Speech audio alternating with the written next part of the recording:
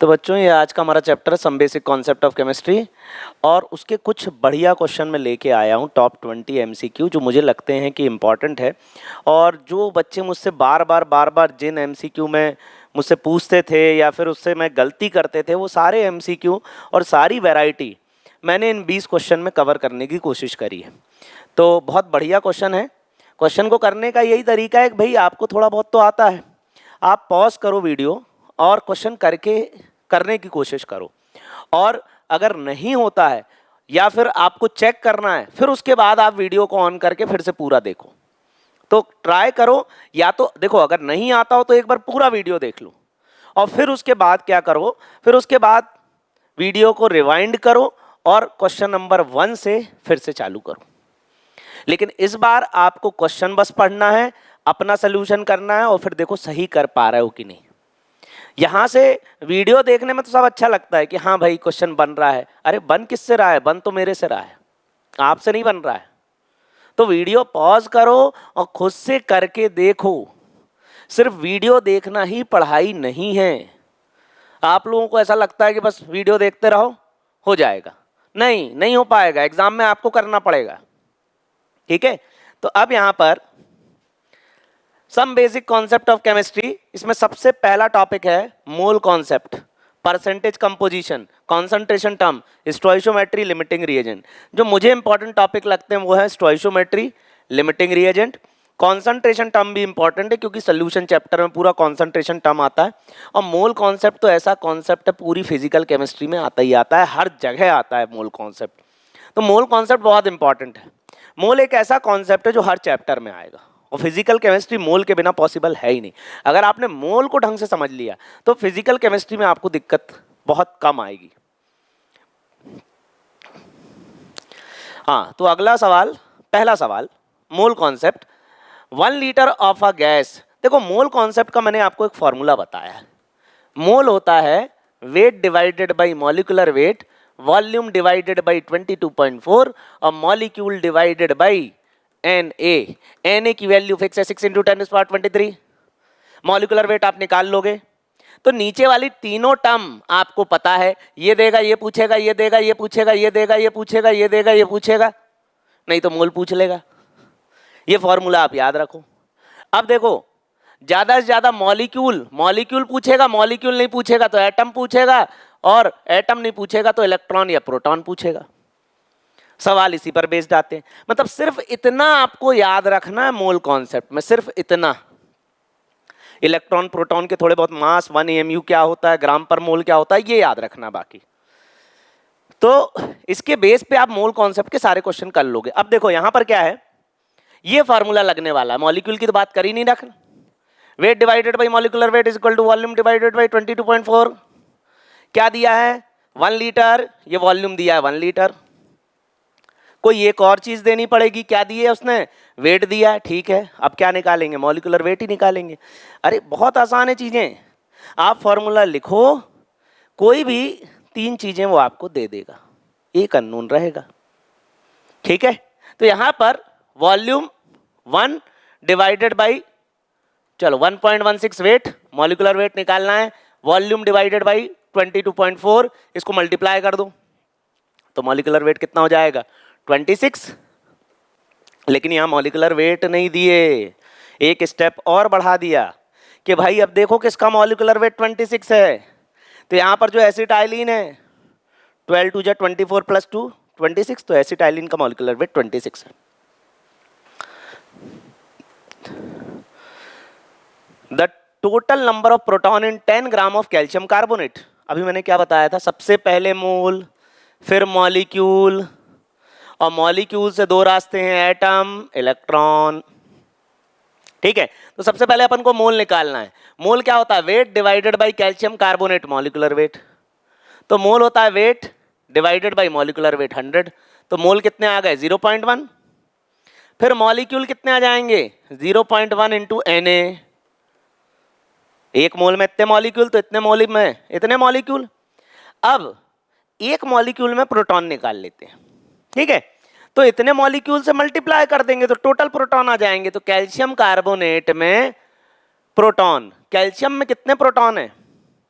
Calcium में 20 proton है, 40 उसका एटॉमिक मास है। तो गलती ये मत करना कि आप एटॉमिक मास ऐड कर दो सबके, गलती यही होती है, यही है silly mistake.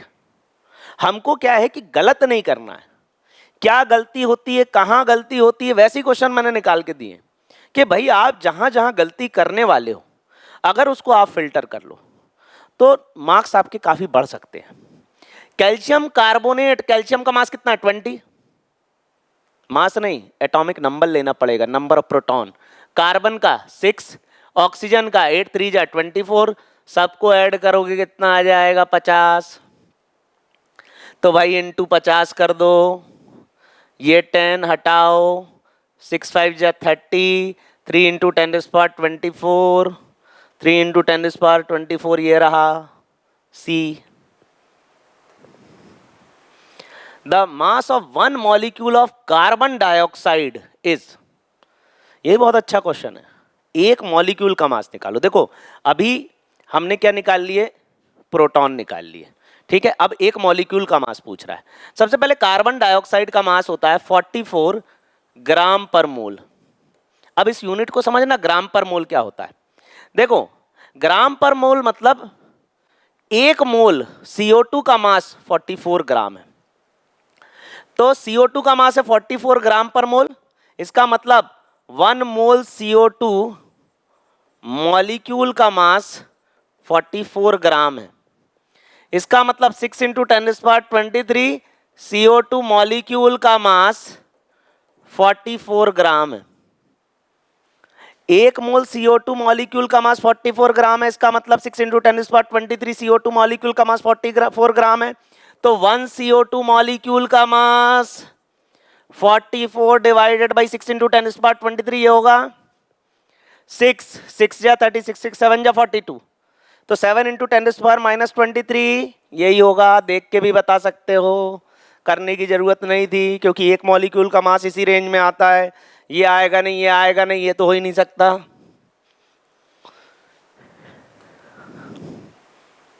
What will be the mass of 100 atom of hydrogen? Hydrogen की बात करें तो हाइड्रोजन एक ऐसा एलिमेंट है जिसमें सिर्फ और सिर्फ मास के तौर पर एक प्रोटॉन है, और एक प्रोटॉन का मास होता है 1.67 इंटू 10⁻⁻27 kg। लेकिन ऑप्शन सारे ग्राम में दिए हैं, तो इस kg को किस में कन्वर्ट कर दोगे? ग्राम में। 1.67 इंटू 10⁻⁻27 किलो होता है 10⁻3, बचा ग्राम, -24। एक प्रोटॉन का मास 1.67 इंटू 10⁻⁻24। तो यहाँ पर 100 एटम ऑफ हाइड्रोजन, 100 एटम का मास क्या होगा? इंटू हम 100 कर देंगे, कैंसिल करो, -22। तो क्या आ गया? -22 ग्राम। What is the mass of carbon dioxide which contains the same number of molecule as that contained in 40 gram of oxygen? देखो अगर मैंने कहा मोल सेम है तो मॉलिक्यूल सेम है, मोल सेम है तो वॉल्यूम सेम है। अगर मोल सेम है तो मॉलिक्यूल सेम है, मॉलिक्यूल सेम है तो वॉल्यूम सेम है। तो यहाँ पर हमें दिया है ऑक्सीजन और दूसरा दिया है कार्बन डाइऑक्साइड। यहाँ पर ऑक्सीजन कितना है? 40 ग्राम ऑक्सीजन है, 40 डिवाइडेड बाई 32। फिर उसके बाद what is the mass of carbon dioxide? इसका मास निकालना है और इसका मॉलिक्यूलर वेट क्या हो जाएगा? 44। ठीक है भाई, देखो उसने क्या बोला है कि सेम नंबर ऑफ मॉलिक्यूल है। 40 ग्राम ऑक्सीजन में जितने मॉलिक्यूल हैं उतने मॉलिक्यूल CO2 के कितने मास में होंगे? तो mass divided by molecular weight, और यहाँ पर mass divided by molecular weight. चलो इसको सॉल्व करते हैं। 4 1 जा 1 जा, 4 8 जा, 4 1 जा, 4 2 जा, और 11 इंटू दिस 100, ये 2 5 जा 10 कर दो, और 11 इंटू 5 55, तो वो CO2 का मास होगा 55 ग्राम। क्वेश्चन को पढ़ के ढंग से हमें समझना है। सिली मिस्टेक का सबसे पहला तरीका यही है, हम क्वेश्चन को ढंग से पढ़ के समझ नहीं रहे। उसको हमें समझना है कि भाई वो क्या बोल रहा है। यहाँ पर मोल, मॉलिक्यूल, वॉल्यूम बराबर होते हैं। मोल बराबर तो मॉलिक्यूल बराबर तो वॉल्यूम बराबर। Percentage composition and empirical formula में सबसे पहला numerical, insulin contains 3.4% of sulphur.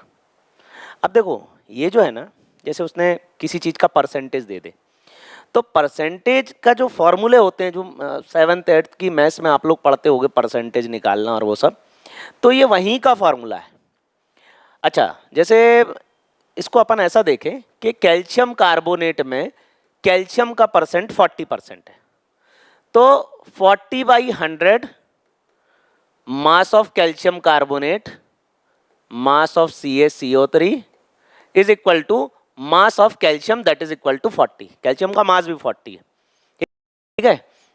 अब देखो ये फॉर्मूला है, ये इस फॉर्मूले को लगा के आप मास ऑफ कैल्शियम कार्बोनेट निकाल सकते हो।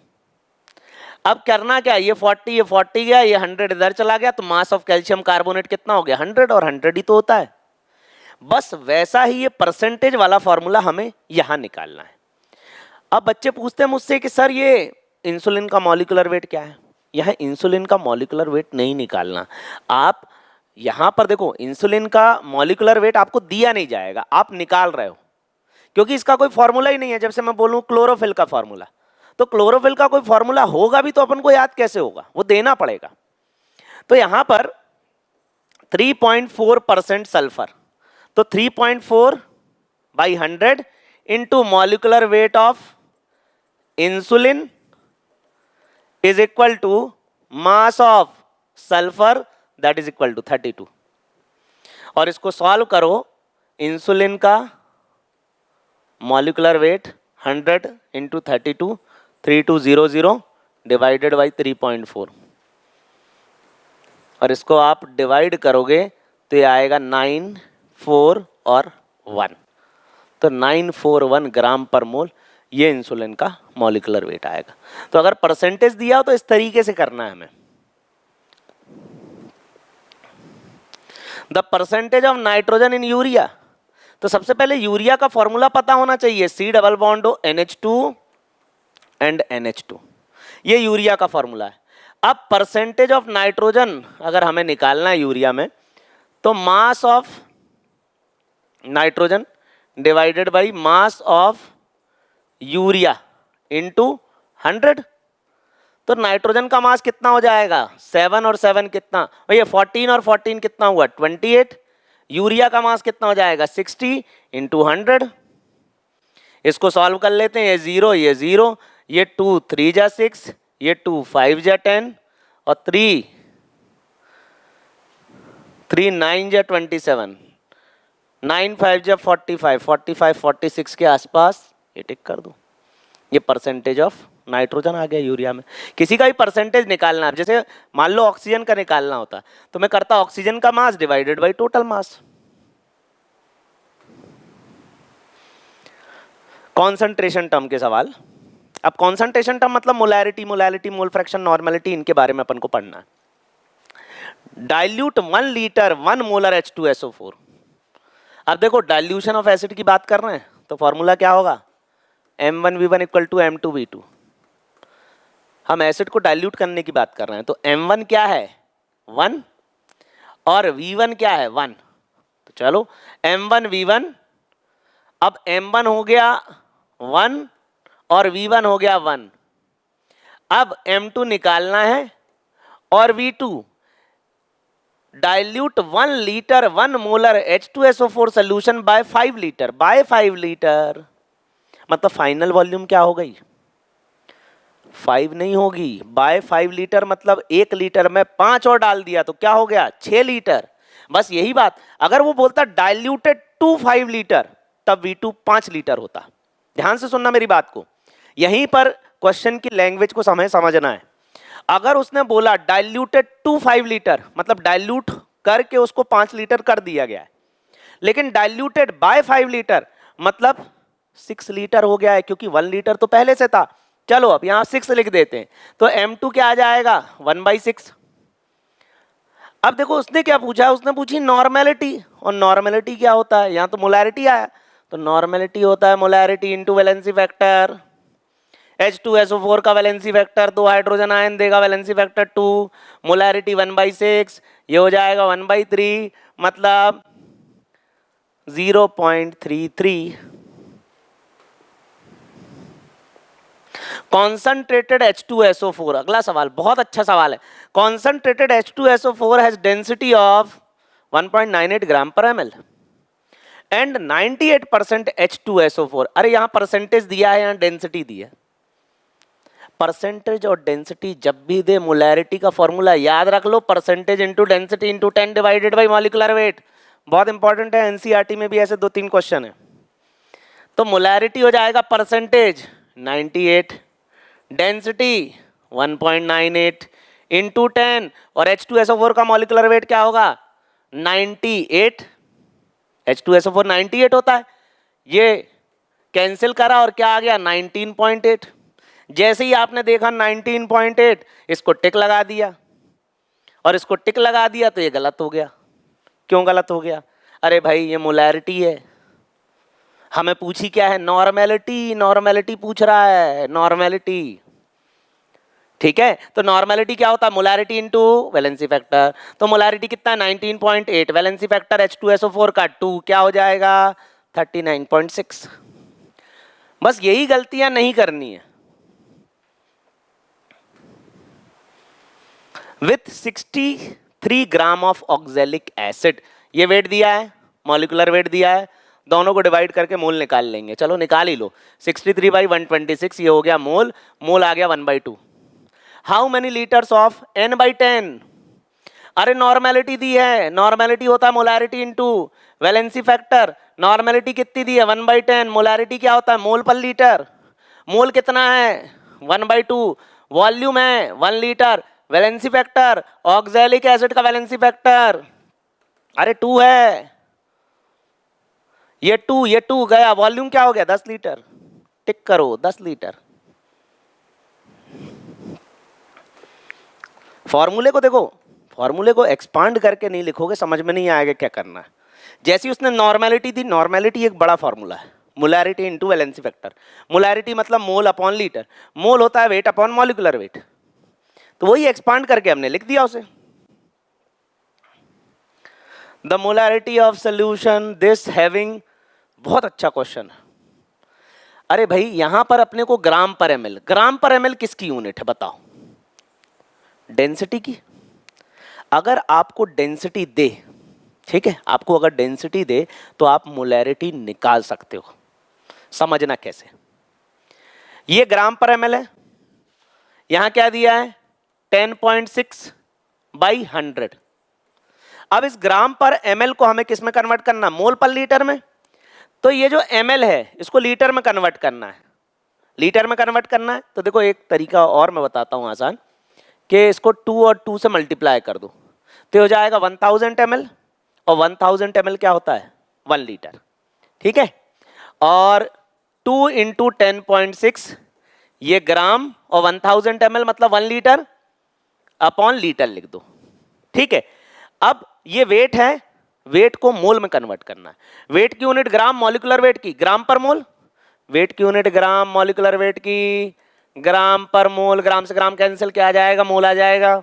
अब देखो यहाँ पर मॉलिक्यूलर वेट से डिवाइड करें, Na2CO3 का मॉलिक्यूलर वेट 106, ये पॉइंट हटाओ नीचे 10 आएगा, ये कैंसिल, ये क्या हो जाएगा 1/5, 1/5 मतलब 0.2 मोलर। ऐसे करना है। अरे ग्राम को मोल में कन्वर्ट करना है तो मॉलिक्यूलर वेट से डिवाइड करो, ग्राम और मॉलिक्यूलर वेट की यूनिट क्या है ग्राम पर मोल, तो ये कैंसिल कर दो मोल आ जाएगा, ठीक है 0.2 molar. Next question, the volume of water to be added to 100 centimetre cube of this much normal H2SO4 to get deci normal. Deci मतलब 0.1 नॉर्मल, देखो डेसी मतलब 0.1, सेंटी मतलब 0.01, मिली मतलब 10⁻³ micro -6, nano -9, angstrom -10, pico -12, fermi -15। अब देखो यहां पर क्या पूछा है, वाटर ऐड कर रहा है, तो डाइल्यूशन ऑफ एसिड का सवाल है। डाइल्यूशन ऑफ एसिड मतलब M1V1 = M2V2। ऐसा भी लिख सकते हो N1V1 इक्वल टू N2V2, दोनों के लिए लगता है डाइल्यूशन ऑफ एसिड, दोनों सही है। अब देखो यहां पर उसने क्या दिया है, नॉर्मल दिया है, और यहां पर भी नॉर्मल दिया, हम नॉर्मेलिटी की बात करते हैं, ठीक है। N1 0.5, V1 100, N2 0.1, V2 निकालना है। अब आप बोलोगे सर ये 10 ये 10 ये कैंसिल, कितना हो गया 500 ml, तो V2 क्या हो जाएगा 500 ml। आंसर क्या आ जाएगा, टिक कर दोगे 500 ml, और 500 ml होगा गलत। क्यों? क्योंकि आपने सवाल ढंग से नहीं पढ़ा। The volume of water to be added, the volume of water to be added मतलब 100 ml में कितना ऐड करूं कि मोलैरिटी ये हो जाए, मोलैरिटी ये हो गई तो 100 ml में कितना ऐड करा, अरे फाइनल वॉल्यूम 500 है, पहले क्या थी 100, तो कितना ऐड करा 400 ml, तो इसका आंसर ए सही होगा। ये वही सवाल है जो बार बार गलत होते हैं, जल्दीबाजी हड़बड़ी इसमें गलत होते हैं।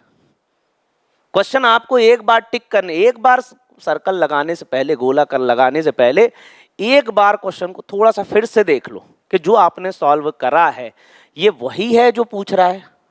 बहुत जरूरी है point.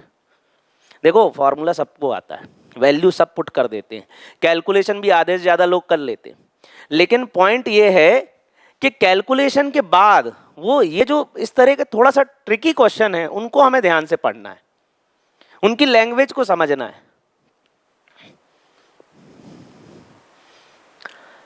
Stoichiometry, how much of iron can be theoretically obtained by reduction of 1 kg of Fe2O3।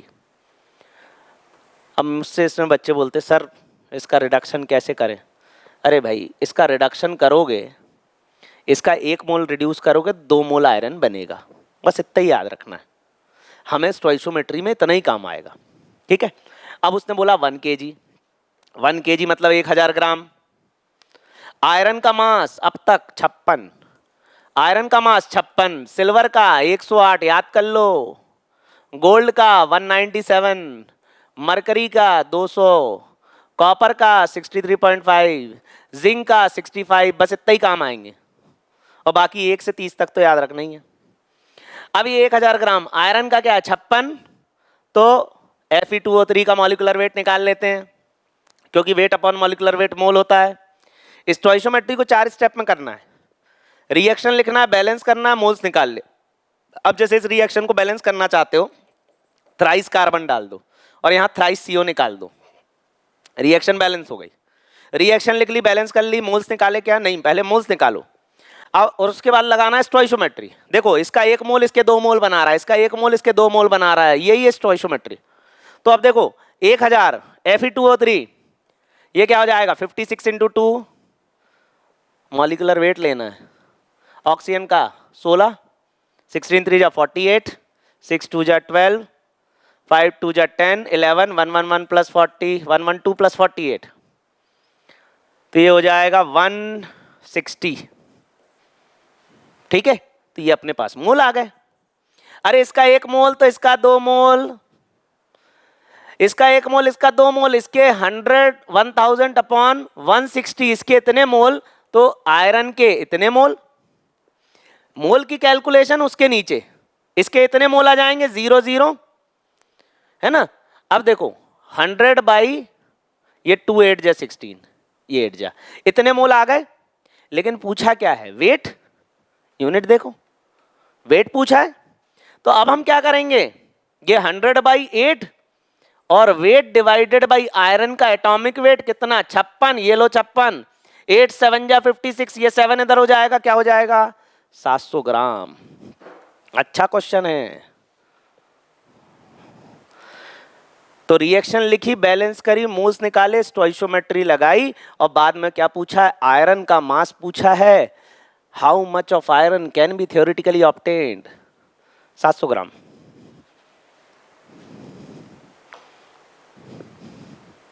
बढ़े आगे, calculation, calculate the mass of 60% H2SO4 require to decompose 50 gram of chalk. बहुत अच्छा क्वेश्चन है। चॉक मतलब कैल्शियम कार्बोनेट। सबसे पहले reaction लिखो, ये अपन ने लिख ली रिएक्शन। रिएक्शन बैलेंस है, बोले हाँ बैलेंस है। रिएक्शन लिख ली, बैलेंस भी है। मोल निकालें, 50 ग्राम कैल्शियम कार्बोनेट, 50/100 कितना आ गया मोल? 1/2। ठीक है, मोल भी आ गए। लगाएं स्टोइशियोमेट्री। अरे इसका 1 मोल तो इसका 1 मोल, H2SO4 की तो बात कर रहा हूं। इसका 1 मोल, इसका 1 मोल, इसका हाफ मोल, तो इसका कितना? इसका भी हाफ मोल, तो weight divided by molecular weight कितना हो जाएगा? 49 ग्राम। तो H2SO4 का मास कितना लगेगा? 49 ग्राम। ऑप्शन में नहीं दिया 49 ग्राम, देना चाहिए था। देते तो बहुत सारे लोग उसको टिक कर देते, जो कि गलत होता। अब क्यों गलत होता तो समझना भाई। यहां पर जो H2SO4 है ना, H2SO4 जिस बॉटल में उसमें लिखा है 60%, इसका मतलब है 100 ग्राम लोगे तो 60 ग्राम H2SO4 मिलेगा। 60% H2SO4 का मतलब ये होता है। तो यहां पर 60/100 60% H2SO4 का कितना मास लूं कि मेरी जो रिक्वायरमेंट है 49 ग्राम की वो कंप्लीट हो जाए। फिर से सुनना, 60% H2SO4 का कितना मास लूं कि 49 ग्राम मिल जाए। ये जीरो और ये 490/6, तो 490/6 होता है 81.67 ग्राम। तो 60% H2SO4 का इतना मास लेना पड़ेगा तो 49 ग्राम हो जाएगा। Calculate the mass of graphite that must be burn to produce 13.2 gram of CO2। सबसे पहले रिएक्शन लिखो। अब रिएक्शन लिखने में ग्रेफाइट क्या है? ग्रेफाइट कार्बन है भाई। कार्बन को ऑक्सीजन की प्रेजेंस में जलाएंगे, बनेगा CO2। रिएक्शन लिख ली, रिएक्शन बैलेंस भी है। आगे बात करते हैं। कितना CO2 है? 13.2 ग्राम CO2। मॉलिक्यूलर वेट कितना है? 44। इसका 1 मोल, इसका 1 मोल, इसका इतना मोल, तो कार्बन का कितना मोल होगा? कार्बन का भी इतना होगा, 13.2 डिवाइडेड बाई 44, कार्बन का इतना मोल। और wait divided by atomic weight of carbon 12। तो यहां पर इसको मल्टीप्लाई कर देंगे। मल्टीप्लाई करो, यहाँ 2 6 जा 12, 2 11 जा 11, 1 जा 2,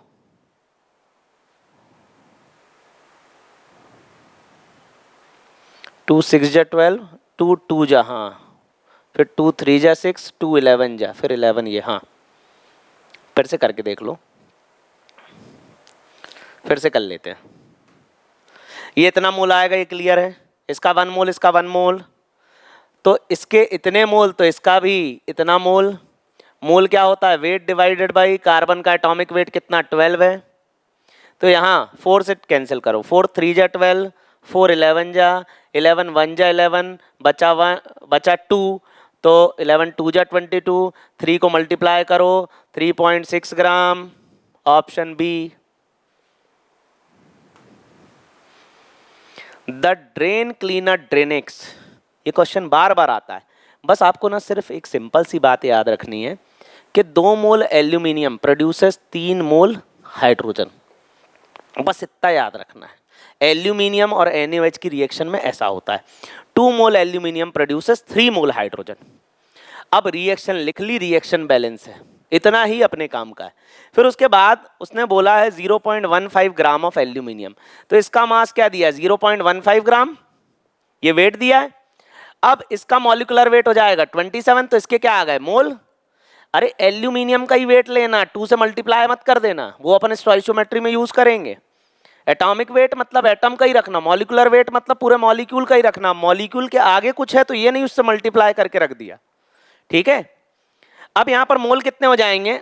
ये पॉइंट हटाओगे तो 3 5 जा 15, 3 9 जा 27, तो 5 1 जा 5 और 5 8 जा 40, तो मोल आ गए 1/180, ये मोल आ गए। अब इसके 2 मोल तो इसके 3 मोल, इसका 1 मोल तो इसके 3/2 मोल, और इसके 1/80, 3 6 जा 18, तो 1/120 इसके इतने मोल हो जाएंगे। अब इतने मोल हो गए तो अपन को मोल नहीं पूछे, वॉल्यूम पूछे, तो वॉल्यूम से मल्टीप्लाई कर दें 20 डिग्री। देखो 0 डिग्री एसटीपी पर, स्टैंडर्ड टेम्परेचर पर, वॉल्यूम होती है 22.4। 20 डिग्री में 22.4 से थोड़ी ज़्यादा होगी, 22.6 ले लो। अब 22.6 लीटर है तो हो जाएगा 22600 ml। ml में क्यों कर रहा हूँ, क्योंकि ऑप्शन सारे ml में हैं। तो 22600, ये कैंसिल, ये कैंसिल, 2 6 जा 12, 2 1 जा 1 जा, 3 जा 0 जा 6, 1 जा 9 जा 190 के आसपास आ जाएगा। तो ऑप्शन ए करेक्ट है। तो ये स्टोइशियोमेट्री के सवाल हैं। अब देखो अभी तक क्या कर रहा था, आपको वेट दे रहा था ताकि आप मोल निकाल लो। अब मोल निकालने के तरीके वो बदल देगा, कभी मॉलिक्यूल दे देगा, कभी आपको मोलैरिटी और वॉल्यूम दे देगा। मोलैरिटी क्या होता है, मोल पर लीटर, तो मोलैरिटी इंटू वॉल्यूम भी क्या है, मोल है, तो ऐसे भी मोल निकाल सकते हैं। तो चलो अब करते हैं, find out the volume of Cl2 at STP produced by action of this much volume on excess of MnO2। तो यहां पर MnO2 plus HCl gives MnCl2। MnCl2 देखो इसकी आपको रिएक्शन ना याद रखनी पड़ेगी। ये जो रिएक्शन है ये 12th के पी ब्लॉक में आती है जब हम प्रिपरेशन ऑफ क्लोरीन पढ़ते हैं। तो बस इतना याद रखो, MnO2 प्लस HCl Cl2 बनाता है और आगे यहाँ आता है 4, बस इतना याद रख लो। तो अब अपन को MnCl2 plus Cl2 plus twice water निकल जाएगा। पूछा क्या है, find out the volume of Cl2 produce, ये पूछा गया है, ठीक है। तो अपने को दिया क्या, HCl का दिया है, तो भाई इसकी कैलकुलेशन इसके नीचे, जिसकी कैलकुलेशन है उसके नीचे करना है। अब 0.2 नॉर्मेलिटी, नॉर्मेलिटी का हो मोलैरिटी का हो एक ही बात है, क्योंकि इसका वैलेंसी फैक्टर 1 है, एक ही हाइड्रोजन आयन देगा। तो मोलैरिटी की जगह मोलैरिटी है 0.2 और मोल और वॉल्यूम इन लीटर हो जाएगा 0.1। तो molarity 0.2 divided by mole into 0.1, तो मोल क्या हो जाएगा 0.02। ये आ गया मोल। अब देखो क्या होता है, इसका 4 मोल इसका 1 मोल प्रोड्यूस करेगा, ध्यान से सुनना, इसका 4 मोल इसका 1 मोल प्रोड्यूस करेगा, फिर इसका 1 मोल इसका कितना प्रोड्यूस करेगा 1/4, और इतना मोल कितना प्रोड्यूस करेगा, इतने से मल्टीप्लाई कर दो 0.02। लेकिन उसने क्या पूछी है, सेंटीमीटर क्यूब में वॉल्यूम, सेंटीमीटर क्यूब का हो, सीसी का हो, ml का हो, एक ही बात है। तो यहां पर इसका वॉल्यूम पूछा है STP पर, तो ये लो 22400 ml, ये देखो 1 2 1 2 जाने दो, 2 2 जा ये 2 112 सेंटीमीटर क्यूब।